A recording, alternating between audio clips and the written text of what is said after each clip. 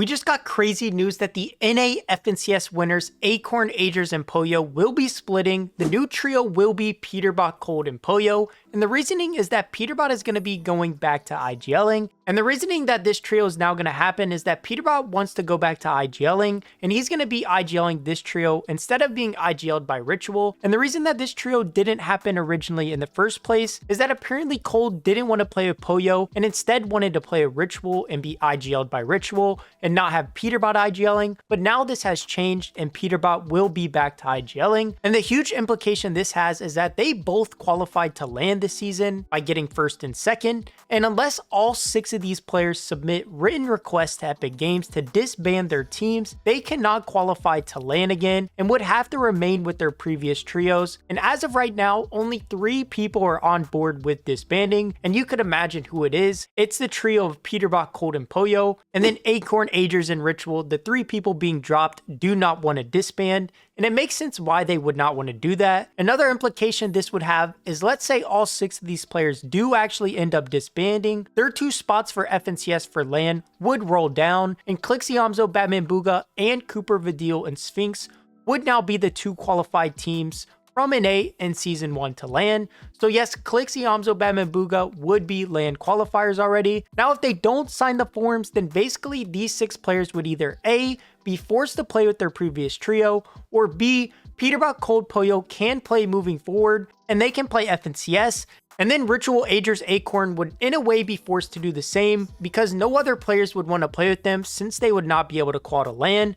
Then these 6 players would be forced to then play LAN with the trios they qualified with. So the same trios that just qualified in first and second place in FNCS. It's insane that first and second in NA FNCS and both teams who got over 900 points in the first season of the year could potentially be split already.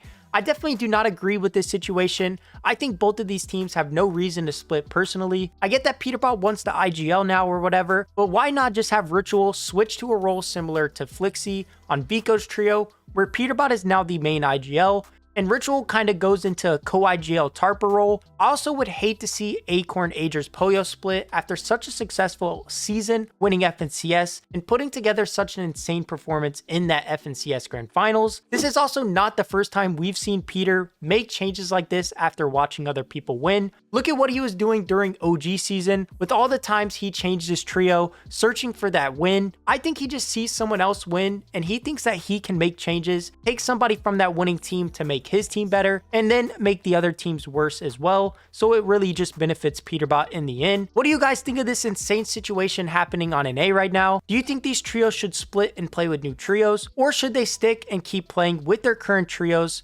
And also, what do you think will happen with this situation moving forward, with these players not wanting to sign the disband forms? This situation is going to have a lot of impact on what happens this season on NA, and also what happens with the many players currently looking for trio on NA as well. So if these splits actually happen, we have many other trios that will form because of this.